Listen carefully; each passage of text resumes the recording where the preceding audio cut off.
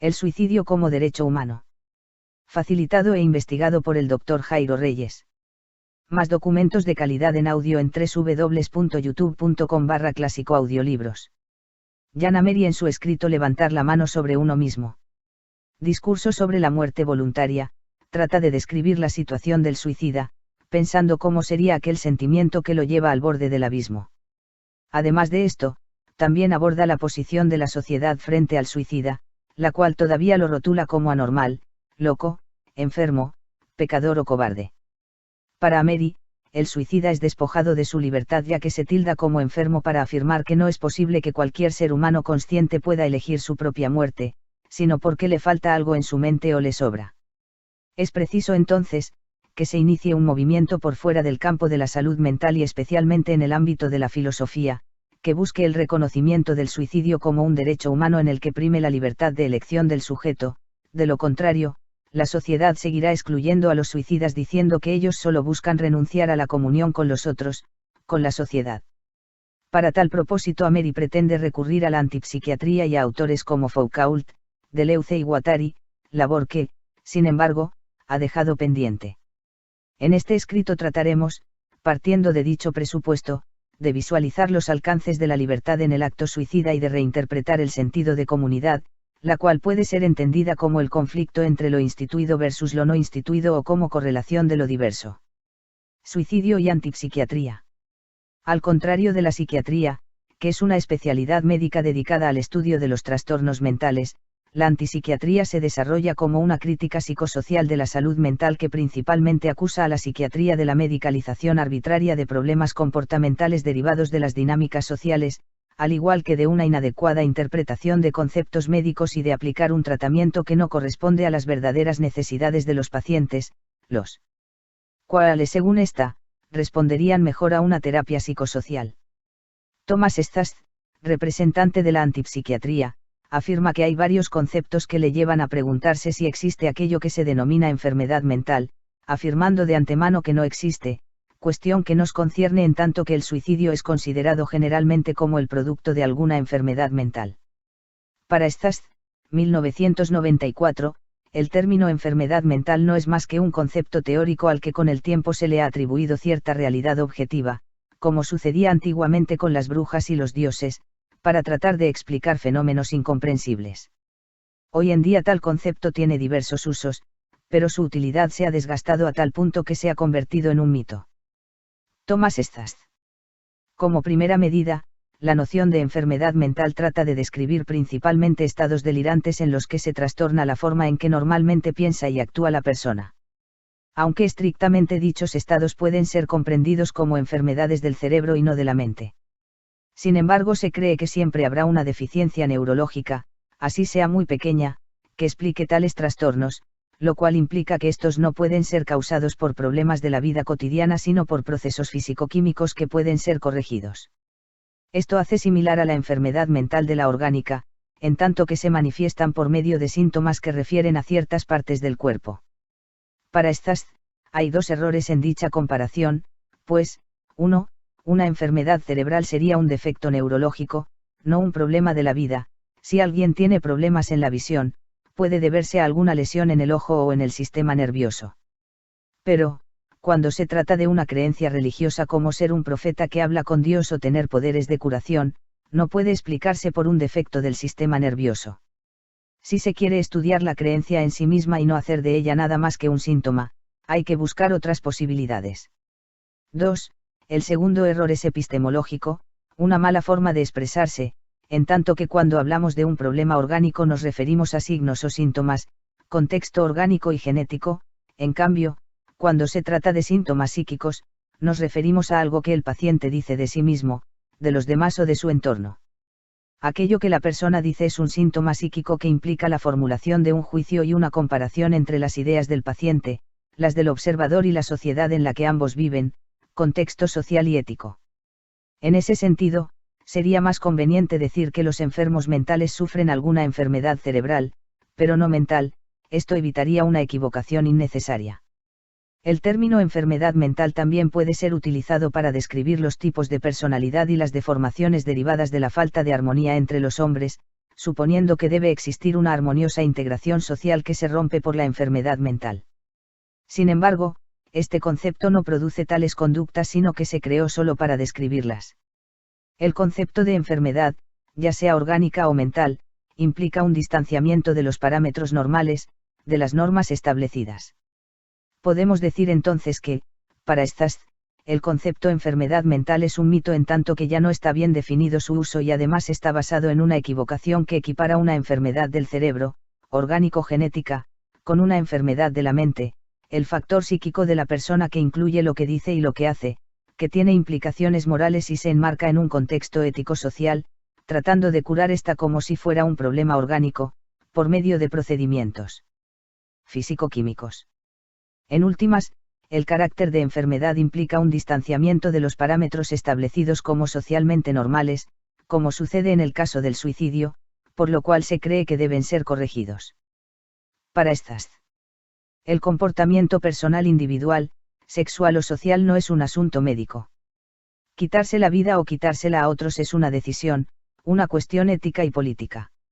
Atribuir el suicidio a una enfermedad mental es el último intento por controlar y condenar la muerte voluntaria, situándola bajo la esfera médica. 2002, p. 31. Por otra parte, Thomas Stas en Libertad Fatal. Ética y política del suicidio nos dice que cada persona tiene derecho a decidir el momento de su propia muerte, que algunos piensen en el suicidio o que incluso lo ejecuten, es solo la prueba de que hay otras formas de vivir y comprender la condición humana.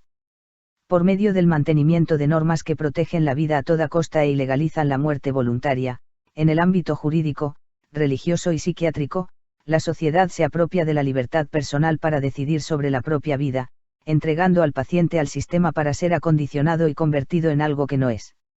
Stas considera que, como individuos, podemos elegir entre morir activa o pasivamente, practicando el control de la propia muerte o muriendo por enfermedad o vejez. Como sociedad, podemos elegir entre dejar a la gente morir como ellos elijan o obligarles a morir en las condiciones que impone la ética dominante. 2002, p. 15. Para Stas, ya que hemos alcanzado la aceptación para el control de la natalidad a través de métodos anticonceptivos y esterilizaciones quirúrgicas, pudiendo incluso tener la libertad de practicarlo o no, sin la presión de la sociedad o del Estado. Hasta que no podamos tomar las mismas decisiones sobre el control de la propia muerte sin la ayuda ni el estorbo del Estado no estaremos en posesión formal de nuestra libertad más esencial, la libertad de decidir cuándo y cómo debemos morir. 2002, p. 253.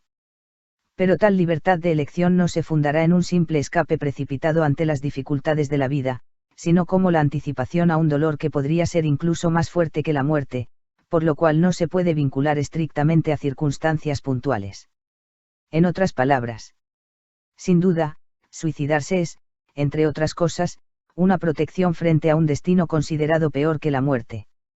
Es más, es una falacia atribuir el suicidio a las condiciones actuales del sujeto, sea depresión u otra enfermedad o sufrimiento. Quitarse la vida es una acción orientada al futuro, una anticipación, una red de seguridad existencial. La gente ahorra no porque sea pobre, sino para evitar llegar a ser pobre. La gente se suicida no porque sufra, sino para evitar un sufrimiento futuro. El suicidio es el freno de emergencia que queremos ser capaces de accionar cuando no estemos dispuestos a esperar a que el tren se detenga en la estación. De acuerdo a Stas, la psiquiatría, que no contempla ni cree en posiciones como la anterior, la cual quiere resaltar la posibilidad de un suicidio racional e intencionado, incorpora el acto suicida en el ámbito médico que la relega al campo de lo involuntario. De nuevo, suicidio y asesinato forman parte del mismo grupo, ambos dejan de ser percibidos como actos motivados e intencionados, ambos son reconstruidos como consecuencias no intencionadas de incontrolables, arrebatos de locura. 2002, p. 84. Esto, con el propósito de desvincular al suicida de su acto, afirmando que no ha tomado una decisión libre, es decir, se alega que éste no tiene la culpa de lo que hace, es la enfermedad mental la que lo lleva a saltar al vacío y otros son los responsables por no prestarle ayuda o descuidar su vigilancia.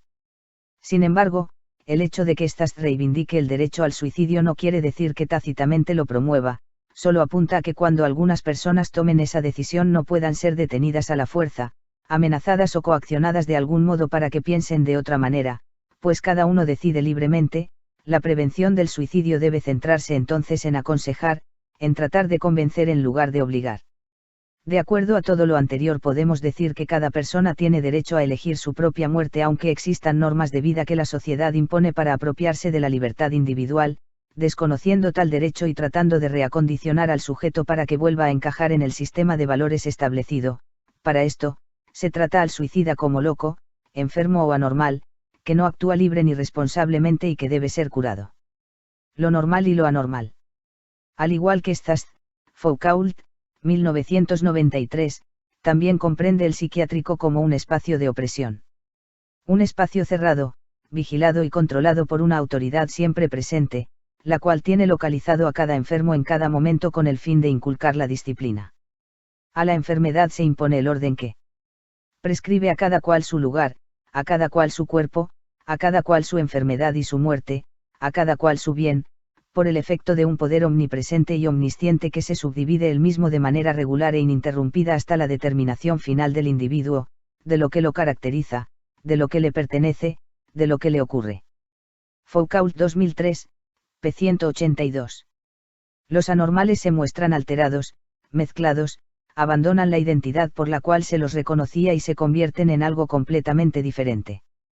Pero lo que impone la sociedad es la separación, el seguimiento estricto de la norma por medio de una jerarquía dominante, y la asimilación de la nueva identidad que se les asigna, queriendo controlarlos para hacerlos moralmente aceptables y socialmente útiles.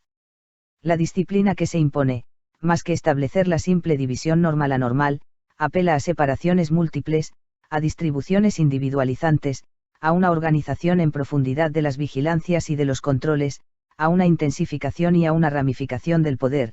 Foucault 2003, p. 183. Medir, controlar y corregir a los anormales es una prioridad de la sociedad, esto, a partir de mecanismos e instituciones que ejercen el poder y que siempre están dispuestos para rotular y modificar aquello que no es normal. Las instituciones clasifican a los individuos y definen dónde deben estar, qué tan peligrosos son para la sociedad, cómo disciplinarlos y cómo vigilar sus progresos. En palabras de Foucault, el asilo psiquiátrico, la penitenciaría, el correccional, el establecimiento de educación vigilada, y por una parte los hospitales, de manera general todas las instancias de control individual, funcionan de doble modo, el de la división binaria y la marcación, loco no loco, peligroso inofensivo, normal anormal, y el de la asignación coercitiva, de la distribución diferencial, quién es, dónde debe estar, por qué caracterizarlo, cómo reconocerlo, cómo ejercer sobre él, de manera individual, una vigilancia constante, etc. 2003, p. 184. El otro dominador, como dijimos, lo representan las instituciones, las cuales encarnan a la vez el orden social. Las instituciones como el asilo psiquiátrico establecen relaciones de poder con el enfermo o, en nuestro caso, con aquel que quiere suicidarse, intentando dirigir su conducta y tratando de reacondicionarla. Las técnicas de control permiten contener, clasificar y someter los cuerpos enfermos, llevándolos a un acondicionamiento forzado, realizando tareas que permitan ver recaídas o mejoras. La finalidad de la sujeción de los cuerpos es que los enfermos vuelvan a ser útiles para la sociedad, útiles pero sometidos al sistema. Sin embargo, para Foucault, 2003, en tanto que las relaciones de poder son móviles, inestables y reversibles, es necesario que los sujetos en la relación sean libres, al menos en cierto grado, de tal manera que si uno de los dos no lo fuera estaría completamente dominado, objetivizado e incluso violentado por el otro, en tal caso, no podrían haber relaciones de poder. Pero, incluso cuando una relación de poder es completamente desigual, cuando una de las dos partes parece tener completo poder sobre la otra, a esta tiene que quedarle por lo menos en último recurso, la última oportunidad para resistir. En otras palabras, el poder no puede ejercerse sobre el otro más que en la medida en que le queda a este último la posibilidad de matarse, de saltar por la ventana o de matar al otro. Esto quiere decir que en las relaciones de poder existen necesariamente posibilidades de resistencia, ya que si no existiesen posibilidades de resistencia violenta, de huida, de engaño, de estrategias de inversión de la situación, no existirían relaciones de poder. Foucault 1984, p. 126. El suicidio se establece como la transgresión definitiva. Más allá de la vida, el sujeto vence las relaciones de poder a las que estaba sometido y libera su cuerpo en un acto de resistencia que ejerce contra él mismo, ya que el poder estaba puesto sobre éste y sus acciones.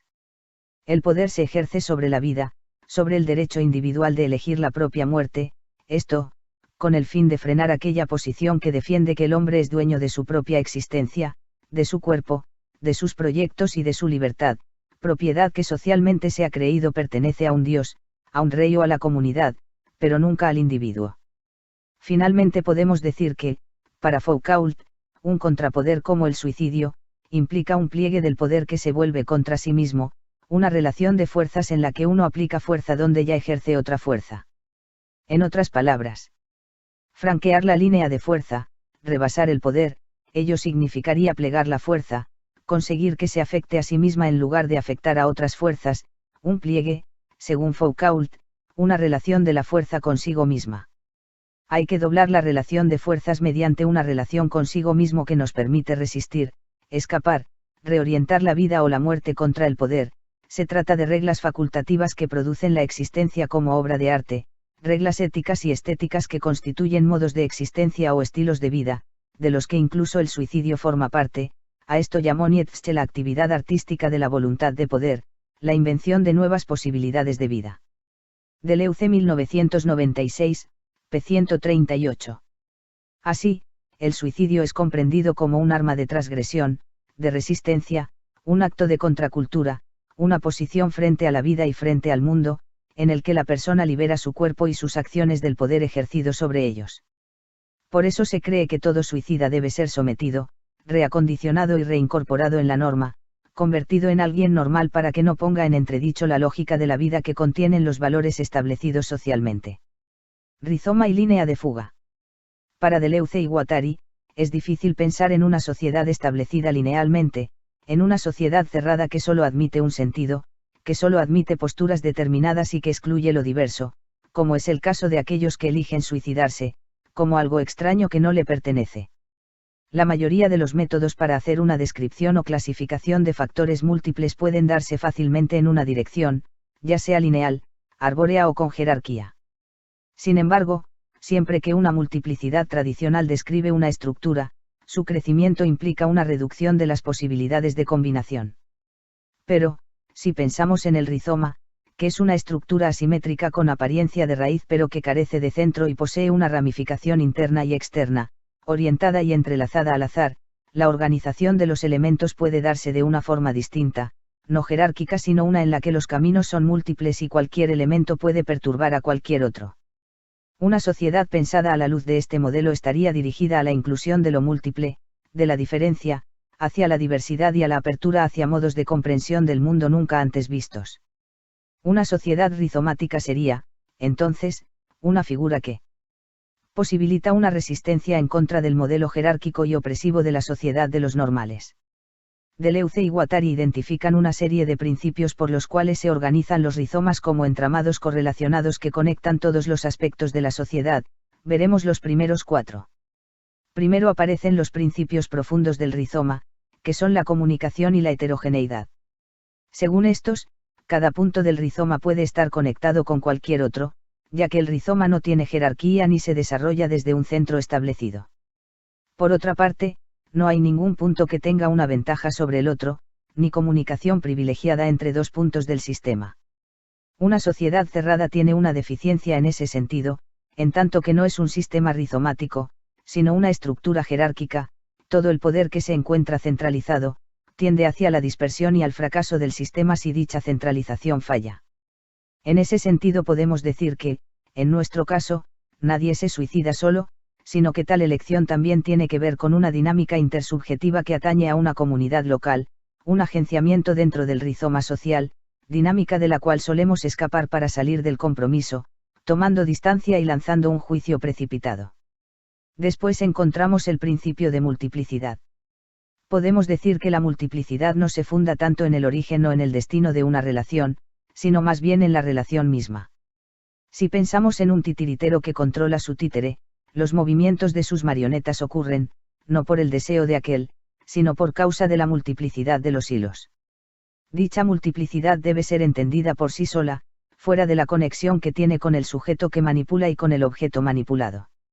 Si pensamos en el suicidio, a semejanza de Durkheim, es la cohesión de las redes sociales, aunque aquí en forma más compleja y múltiple, la que influencia de forma directa la elección suicida.